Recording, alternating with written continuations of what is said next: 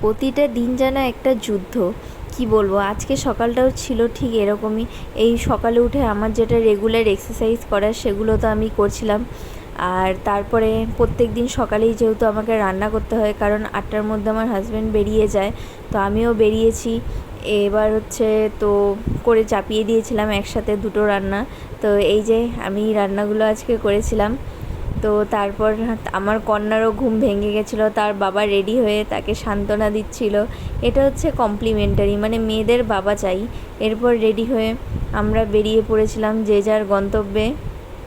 তো এই যে আমার মেয়ে বসে আছে আমার পাশে চুপচাপ করে, ও সকালবেলা খেয়ে বেরোয়নি।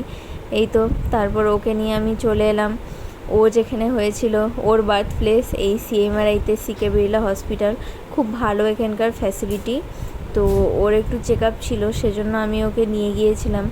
এটি তো আজকে যেহেতু ঈদের দিন ছিল, সেজন্য চারপাশটা বেশ ফাঁকাই ছিল, অত একটা ভিড় ছিল না। আর আমরা যেহেতু অনেকটা আর্লি মর্নিং গিয়েছিলাম, তো এই যে উনি চারপাশ দেখছে, এনজয় করছে। এই যে আমরা বসে আছি ওর ডিপার্টমেন্টের সামনে, যেখানে ওকে চেক করানো হবে।